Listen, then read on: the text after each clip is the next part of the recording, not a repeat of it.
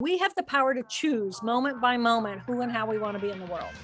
Born in 92 on the block with the Sharks. Come from a different cloth, y'all would get ripped apart. You want it diamond, then you gotta get it in the dark. We dropping nuggets like Carmelo went to Rucker Park. Now we eating from state to state, we scrape the plate. I put my eggs in a basket, took a leap of faith. I took a chance, now we grow and see the impact. Decoding success with special guests, now let's bring Matt. Dr. Jill, welcome to the show. Super excited to have you. Absolutely love your journey, your story. Really excited to decode that and amplify it to everyone today. So thank you for joining us. Thanks, Matt. I'm excited too. I think this will be a lot of fun. It will. I promise you that. Now, first question for you. This is how we kick off every episode. And like I just mentioned, we're almost 200 episodes in. So every answer to this question has been super unique, super different. I'm curious, how does Dr. Jill define success? Joy. Mm. If I find joy, if I'm doing something that brings me joy, then that's, to me, is a personal success. But that's what I'm interested in. I'm interested in living a life that has meaning. I love that. Now, here's a question for you. Now, our audience is typically millennial-ish, give or take, right?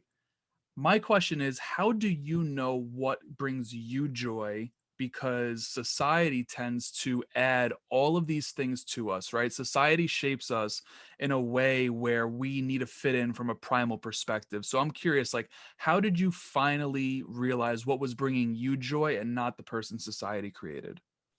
Well, I think that I was, given this incredible gift of having a major stroke. Okay. Yep. And by having that stroke, at the age of 37, I lost my left hemisphere. Mm. And the left hemisphere is the portion of our brain that has a past, a present, and a future. And it relates me to the external world. So it is our left brain that is culturally demanded upon and has expectations for. And when I lost that, I gained the experience of an uninhibited present moment life. And in the present moment, the experience of the brain, the right hemisphere in the present moment, is one of joy. And it was an incredible gift, even though I could not walk, talk, read, write, or recall any of my life in the external world. I didn't know what a mother was, much less who my mother was. I experienced a feeling of deep love and peacefulness and gratitude and joy. And I thought to myself, okay, what do I do with this? Because the right hemisphere by itself is completely non-efficient and ineffective. You have to have a left hemisphere in order to be a functional person in the world. So how do I go back to being able in the external world and retain this incredible sense of peacefulness and joy and love that I gained? And so I had to figure out how to do that and still, essentially join what they call the rat race without becoming a rat again. Yes, I totally get that. Now, what is your advice for the individuals that are listening to this right now to stay present without having to experience a stroke? So when I experienced the stroke and I lost the left hemisphere, and then I had these characters in my right hemisphere, this peaceful euphoria, it took 8 years for me to rebuild and regain the cellular structure and abilities of that left hemisphere. I had to learn to walk. I had to learn to talk. I had to learn arithmetic. I had to learn everything again. And the experience of the right here, right now, right hemisphere, it doesn't have the boundaries of where I begin and where I end. So to the right hemisphere, it is a collective, it's a part of the collective whole. I am a member of humanity. And to the left brain, I have a group of cells that defines the boundaries of where I begin and where I end. So I become an ego, an individual, a self with all of this data about me and my relationship and how I define myself in relationship to that societal norm. So I think that getting to know the different parts of our brain is like this. It's kind of like if we understand how to use a computer, then we can better use a computer. And this beautiful brain is this magnificent collection of cells. And the better we get to know which groups of cells we're actually listening to and experiencing moment by moment, gives us the freedom and the power to then choose which of my characters inside of myself do I want to be. Right. This is all right. So this is going to be a super powerful episode. I could already tell. I know that you've talked about your stroke 1,000,001 times. So my question to you is, what is a question you wish more people would ask you about your stroke that you might not talk about? Um, why did I come back? So that's powerful because I know your story. I mean, I've listened to 1,000,001 interviews. Like, I'm getting the chills just saying that. The way you described your experience, especially when it came to that outer body experience, and you might have different words to explain that. Yeah, I found that really beautiful. yeah, So why did you come back? exactly. I think that's the ultimate question. Why did I come back?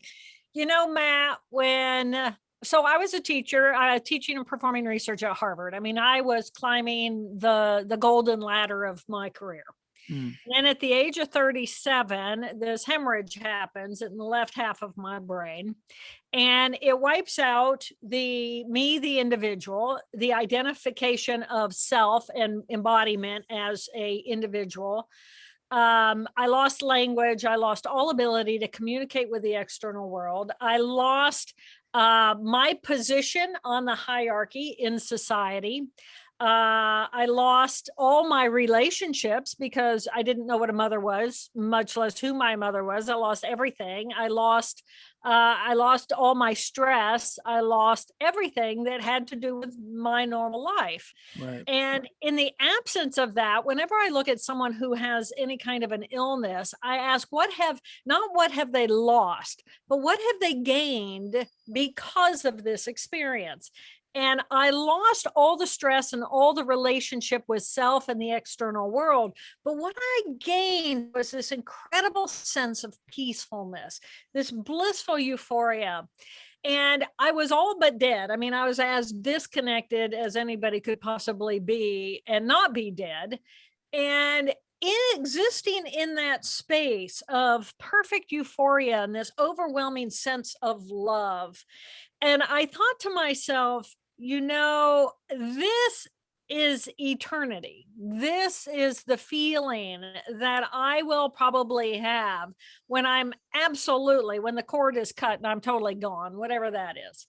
And I was so absolutely enormous thinking, well, what do I do with this? How do I even try when it was unfathomable to me that as big as I perceive myself to be, when I don't have myself in this tiny little body working this mechanism, this billions and trillions and 50 trillion beautiful cells that are working so hard just so I can be me. What do I do when I'm just big as the universe? Mm, And there was a moment in there where it was like, but I didn't die. And there was this tiny little part of me, this tiny little gleeful part that's like, I survived. I mean, what do I do with this? Yeah, because I'm anything but alive, but I'm still alive. I'm not dead.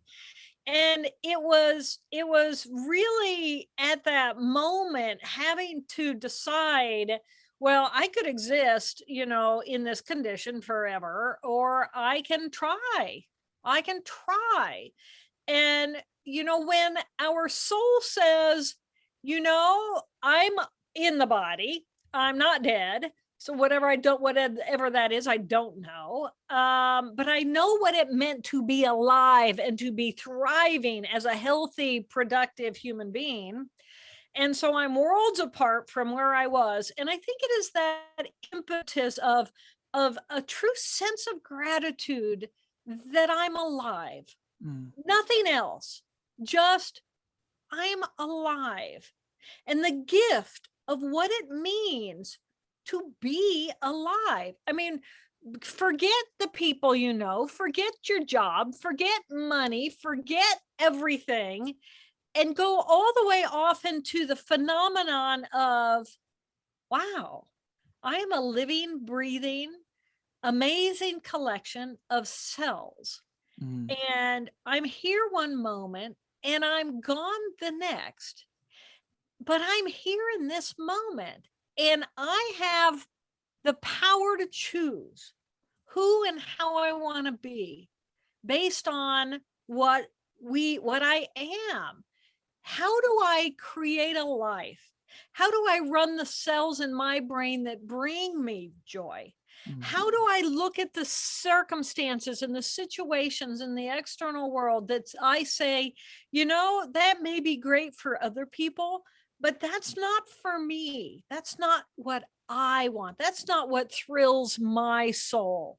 So maybe thrilling my soul is doing my art or doing my music or doing my athletics or being in the water where I just feel underneath the water and the light goes away. How do I find that peace inside of my soul from which I then bring the rest of my being into a life that I want to live, a life that I can thrive in? Right. That's powerful. Now, I'm curious, do you feel like you had the power to come back, or was there a greater power, for the sake of political correctness here? Was there a greater power that allowed you to come back? I was alive and I made a conscious choice to try. Mm, That was a conscious choice. I had the choice of not trying. I could have remained in a vegetative condition for as long as my body would have survived, but I was willing to try. right. And if I'm willing to try, now to the right brain, there's no failure. What failures are going to be? I was already all but dead. I mean, I had nowhere to go but up, right? Mm, And so it was like, well, I can smolder as this, organic lump of waste, which is what I had essentially become, or I can take this organic lump of waste and try to build something, create some order. And that was a conscious choice. Was a conscious choice a million times a day. The agony of recovery, just trying. It's like if your brain doesn't understand mathematics, or your brain doesn't understand engineering, or your brain doesn't understand music, or your brain doesn't understand a foreign language and you can't even hear the distinction between different R's, much less produce them. It is painful to try. It is painful to push yourself into that unknown with a willingness and a trust that, well, I may get nothing out of this. This may be an effort shot in the wind, or it might push a cell into a connection with another cell, which might create a circuit, which might create learning, which might create higher levels of ease with learning. Learning is exactly that. That's what's happening at the level of our cells. Some things we learn easily, some things we learn with, oh my God, struggle. Some of us forget it. I'm not even going to try. But it's a matter of differentiation. And the brain is this amazing organ that is it is designed to create order where there is no order, to create sense out of something that has no sense. And the only way to do that is to be willing to try to create differentiation, to create bigger levels of understanding, so that, oh, yes, I can now play the piano. Well, at least I can play a scale, which is more than I could do before I even knew what a piano was, or understood that if I hit these different notes, differentiate different sounds and then be able to match a different sound combination in the external world, like twinkle twinkle little star, and there I get to twinkle twinkle little star. Oh my gosh, that's step one.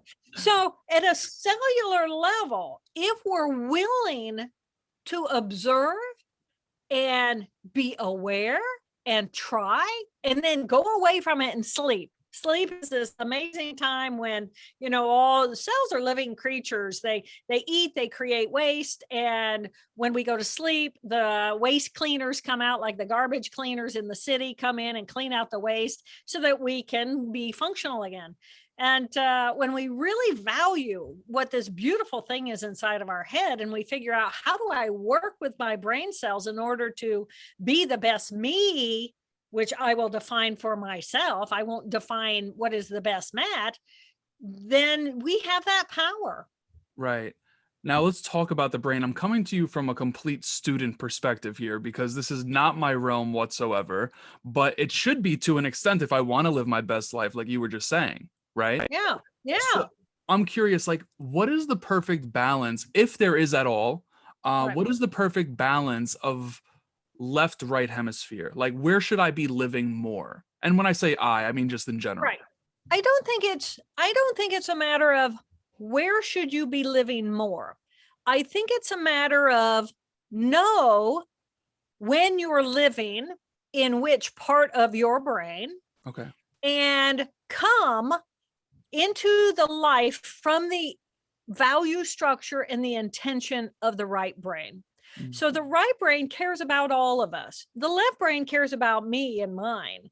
So me and mine, yes, we're very important. But if I'm all about me and mine, then I come into how much do I have? I'm in competition with you. I'm climbing that hierarchy and you're up there. So I'm going to beat you in order to get up there. And I want to be better. And I want to be this and I want to be that. And I want more. And I want a bigger house. And you're in New York City. You want a bigger apartment. And oh my gosh, the cost, which means I want to have more money. I need more materialism, blah, blah, blah. So that's the value of the left brain. But the value of the right brain is, how do I take this life that I have? Because I am alive. I'm this magnificent creature capable of breathing and thinking and speaking and all of it. How do I take what I am and recognize that I am in relationship, a symbiotic relationship, not just with my fellow man, but with my planet? How do I behave in such a way that allows me to make a contribution that is positive to the collective whole, not just me, the individual? Now, I need the tools of me, the individual, in order to be productive and have an identity and functional in the external world. But if I come into this, and we all come into this through this value structure of the right brain being a part of a collective whole, then we will create together a very different world than if we're all coming in for me, which is kind of where we are right now as a society in the United States. I was just going to mention that, like, I feel like society has put, and just based off of your explanation there, I feel like society has put such pressure on that left side, like, yeah. And whether it's from social media, whether it's from, just the generations, right? Like I'm hearing you speak and I'm like, holy cow, like I am left a lot. I feel that, at least. So I appreciate you sharing that, is there any way that we can combat that? Oh yeah, absolutely. So, in the book, Whole Brain Living, which you have, the second to last chapter is about, over the past 100 years, what has technology done to our brains, and how has that influenced the generational differences that exist now in our society? So you said before, you're a millennial. I'm a boomer. You're my children. right? The boomers, most of us who are millennials, it's the boomers who are our parents. And our parents, the boomers' parents, our parents are the ones who fought World War II. Well, we all know how horrific that experience was. And thank goodness they did that, because we're still speaking English over here, right? So the GI generation, our parents, they come back from war and they've been through the pandemic of 1918. They come back, or 17. They come back through World War I. They come back through World War II. They go through the devastation of the economic crash of the stock market in 1929. I mean, they did not have a blissful childhood. Mhm. And so then the war's over, they come in and they have children. And what do? They care about the family unit. They create homes and families, and they build an economic world that is amazing. They boom America into this new economy. And they want us, their children, the boomers, to have everything. And everything means love and support and everything material. And so then we go through the 60s and the 70s and the 80s, big hair, big colors, big everything. But we become extremely materialistic. So the boomer population, now all of a sudden, our parents, they would work a 40-hour week and they would come home and they would have dinner at the table. Well, the boomers, it's like, honey, I can't come home, because if I put 60 hours in this week and I wear these dark circles under my eyes like they're my badge of honor, then I can win us a trip to Hawaii, and it's like external materialism. And so then we have children, and they are the millennials, and we as boomers, we learned all the left brain skills of reading, writing, arithmetic, all the how to do everything through left brain skill sets, schooling. So say, for example, I learned the multiplication just remote, 12 times 12 is 144. Do I think about it? No, it's an automatic, it's a memory. But we teach our children through computers, and computers now teach left brain skills through the right brain. So the boomers come out with a right brain and a strong left brain, and we skew our values to the left brain because we want more. We want the bigger house. We want the boat. We want the toys. We want the vacation. We want our kids to get an excellent academics. And so we're all about that left brain. So then we give our children, your generation, the millennials, tools that look like computers. So you're in bed with a tiny little bear called Teddy Ruxpin. Did you have one of those? I didn't. Well, many of your peers did. But so now in the womb, the millennials are actually in their cribs with a computer that talks to them and that learns self-soothing through this apparatus. And so then through technology, you learn 2 + 3 = 5, not by just memorizing those tables, but you learn 2 chickens + 3 cows = 5 animals visually. So the millennials learn left brain skills through right brain tools. So you guys, you like doing everything as a collective whole because it's about the collective whole. It's about how do we be together? How do we work together? How do we do it? But how do we do it collectively? Where the left brainers, they're not about that. So now this is why the boomers are going, the millennials are running these companies and I don't know how to fit in. I don't know where I fit in. And the millennials are going, oh my God, these businesses that these boomers have, they want me to be slave labor. And it's like, I don't want to be slave labor. I want to actually have a life and enjoy my experience and learn. And it's like 2 worlds apart because it's that value structure of those 2 hemispheres. Right. That's so incredible hearing you break that down like that. Now, you mentioned your book, Whole Brain Living. I have it right here. I started to dive into this. I'm really excited for it, but I'm curious. First question for you is, why did you decide to write this now? Yes. So I when I gave that TED talk And if your people haven't heard the TED Talk, you might want to go to TED.com and look up My Stroke of Insight. My TED Talk was the first TED Talk to ever go viral. So Ted and I kind of got famous together. All this time I thought I was looking for a Jack. I was actually looking for a Ted, for Jack and Jill. So anyway, so I ended that talk by saying we have the power to choose moment by moment who and how we want to be in the world.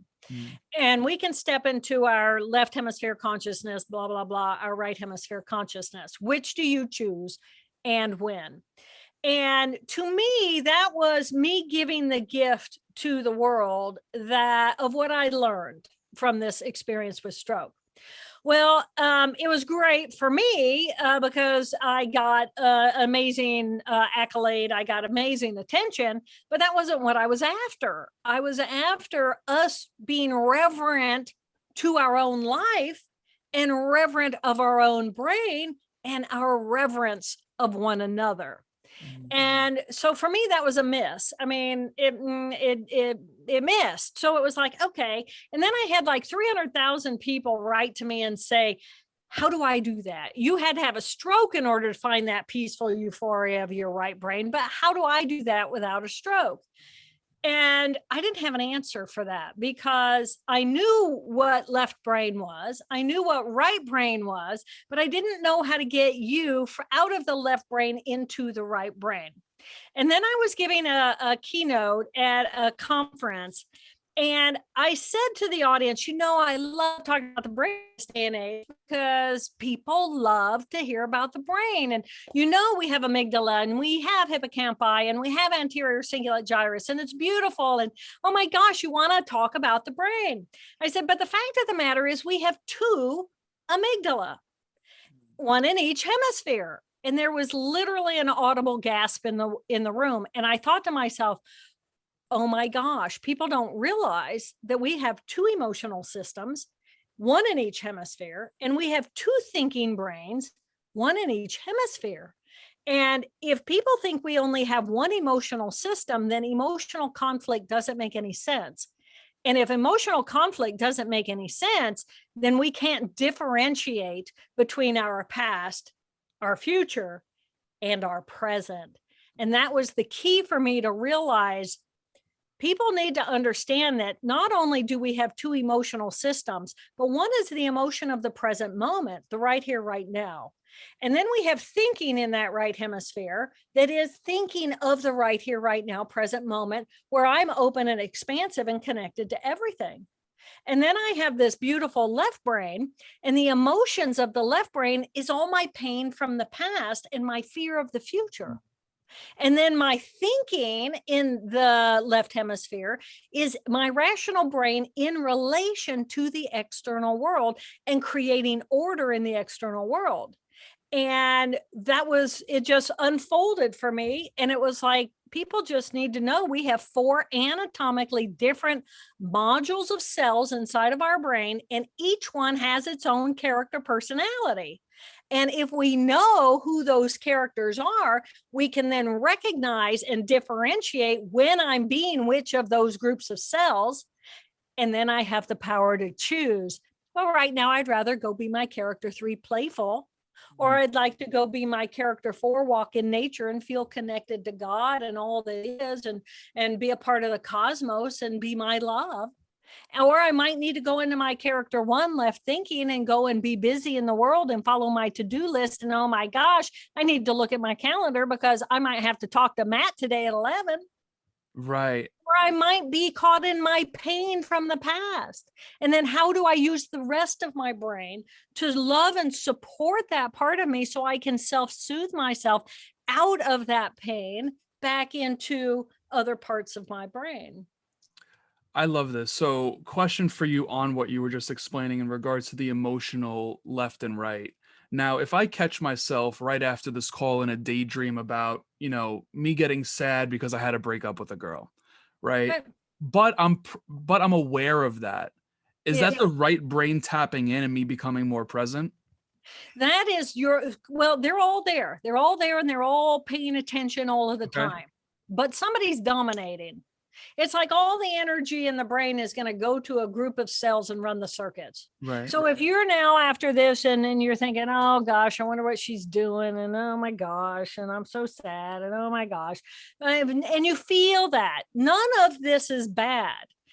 Cells are cells, but it's so important to recognize every ability I have is because I have cells that are performing that function. So my ability to feel sadness or jealousy or whatever, envy or grief or joy, that's a group of cells inside of my brain. It's a circuit that I'm running. So I can be caught up in the woe is me, life is a bummer, and I can decide I want to stay in that because it's so delicious.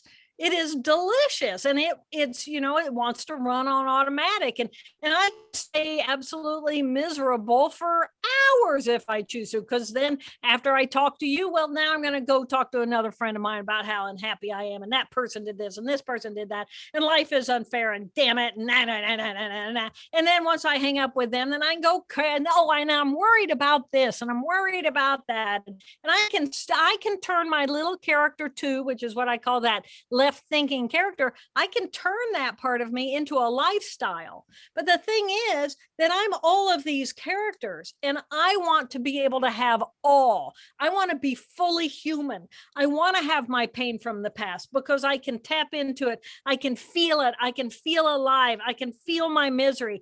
I tell people, I don't mind if you're feeling miserable as long as you remember to enjoy it because it's delicious. There's nothing more delicious than being miserable than perhaps grief. And grief is like, oh my gosh, devastation. Take me to my knees and rip out my soul. And it's like, oh my God, I'm alive. I'm alive. I'm capable of feeling these emotions, but I don't have to make it a lifestyle. I can then have my left thinking tissue come in, which I call my character 1. And this is the part that relates to the external world. And she wants to come in and she wants to fix it. So she comes to my little emotional unhappy and says, is there something immediate that, are we in danger? And it's like, no, I'm just going to be unhappy. I'm just going to be miserable. I'm going to be hateful. I'm going to be shameful. I'm going to feel guilt, or I'm going to guilt someone else, or I'm going to blame someone else. And then my character, what I call character 4, the part of my right thinking brain that loves and is open and filled with gratitude that I'm even capable of experiencing misery. That part can come in and soothe my little character 2, who's hooked up in the misery. And then eventually my emotions of the present moment, which is right here, right now, fun oriented, creative, open, wants to go on an adventure, and says to my little character 2, miserable, says, come on, let's go chase the snakes, let's go see what's going on. So we have all of these different parts of ourselves. And when we get to know these 4 characters, then we have the power to choose. So the title of the book, very specific: Whole Brain Living, the Anatomy of Choice, and the 4 characters that drive our life. And when we know each of those 4 characters, then we have the power to choose moment by moment who and how we want to be in the world. And it's personal freedom. Yeah. So I clearly don't know the 4 characters of myself yet because I don't always make the right choices. Like, I definitely don't. And isn't that the way it goes? People say, now, Matt, couldn't you made a better choice? And it's like, don't you think if I had known I'd had a better choice, I would have made a better choice. And once you know your 4 characters, then it's like, okay, let's go back to the gal who you broke up with or broke up with you. And it's like, okay, well, now she's called. And it's like, I want to see you. And it's like, character 1 is thinking, okay, character 2's going, oh my God, I love her, but I hate her. She brings me love. She makes me high. She makes me low. And character 4's going, we learn from love. We learn from our mistakes. Yep. You can go do that again. Don't go. It's, character 1's going, don't go back to what gave you pain. And character 3's going, it sounds like fun to me. What's a day? It could be fun. She was great. So then we make a decision. One of those four characters will make a decision. But bringing them all on, I call it, this is our brain team. These four characters become our brain team, and they can chat with one another in what I call a brain huddle. Just like any team, they make a better communication and decision when they're in huddle. So it's called BRAIN, BRAIN becomes the acronym. B is breath. Why breath? Breath, when we focus on our breath, it's the first thing we do when we're born. It's the last thing we do before we die. It's like this train we can always jump on in order to come to the present moment. So focus on my breath. Okay, B, here I am. Recognize which character called the huddle. So, okay, was it character 1 saying okay? Was it character 2 in my pain? Was it character 3 saying, I love my life, I'm having such a good time, let's have a huddle? Or is it character 4 saying, I'm so grateful that I'm alive, come on everybody, let's have a huddle? So somebody recognize who calls the huddle, and I encourage people to do this literally 20 or 30 times a day. I do it constantly all day, and I do that to exercise it regularly because it's cells and circuit. And for evolution of humanity, we want all parts of our brain openly communicating and loving one another. So B, breath, bring your mind to the present moment. R, recognize who called the brain huddle.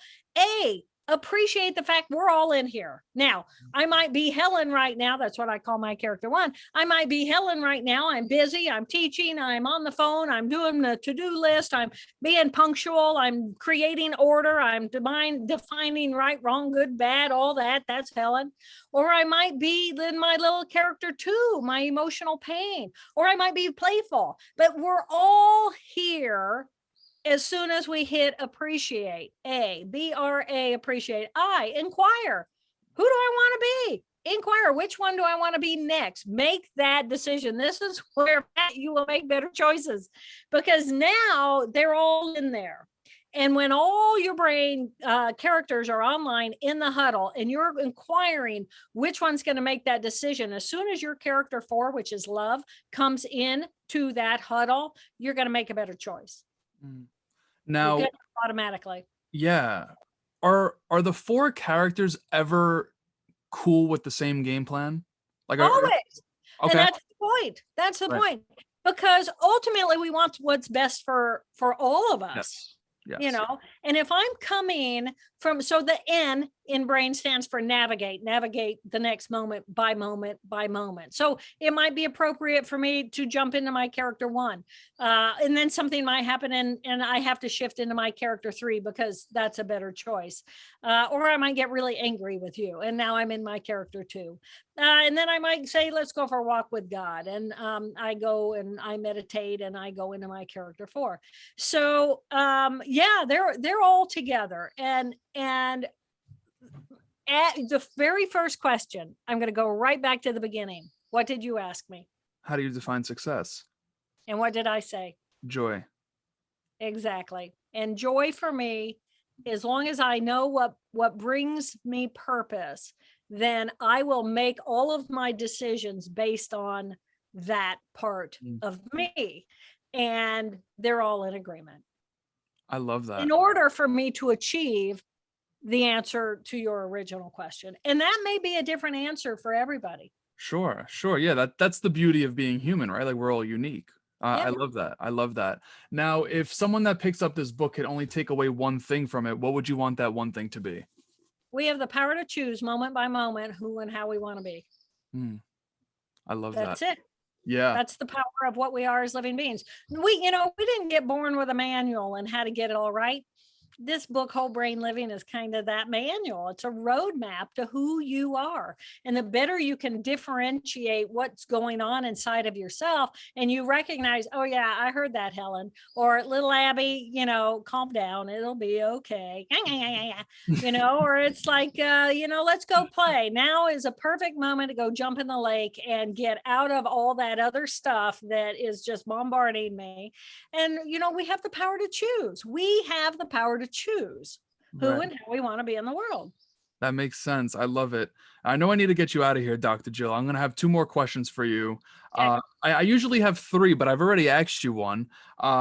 First question is, What is a piece of advice that you were given that you didn't want to hear at the time it was given to you, but proved to be true? Oh, wow. Patience. Patience. Why? Why was that given to you? I did not like patience. I was not a patient person when I was young. I did not like patience. I wanted what I wanted and I wanted it now. Patience, and it will pay off. Patience. Yeah, I love that. I don't have patience either, by the way, so I appreciate it. That's a good one for you too, then. Oh yeah. Oh Yeah. yeah, for Yeah. sure. Yeah. Now, last question for you. If you could only give one piece of advice for the rest of your life, if you're hopping on more podcasts, writing more books, hopping on more stages, doing more TED Talks, what would that one piece of advice be? Our number one job as light living beings is to love one another. Yep. Period. Mm, Our number one job is to love one another. yeah, I agree Period. with that. I Yeah. appreciate that too. That's beautiful. That is beautiful. Now, Dr. Jill, I'm going to make sure that the link to get the book is in the show notes, websites, all that good stuff. Are you on social? Where are you hanging out on social? I will be soon. My team is saying, Jill, you got to go Instagram. So I'm going to actually have a good time with Instagram because my little character 3 is going to like go Instagram. There we go. There we go. Yeah, I'm going to make it fun. I love that. Awesome. So I'm gonna be on the lookout for that. We'll make sure all relative links are in the show notes of this episode. Dr. Jill, I just want to say thank you for taking the time out of your day to hop on here. Had an absolute blast. You are absolutely amazing, to say the least. So thank you again. Thank you, Matt. I appreciate your time. And to your audience, our number one job is to love one another. Agreed. Thank you. Thank you, Matt. Born in 92 on the block with the Sharks. Come from a different cloth, y'all would get ripped apart. You want a diamond, then you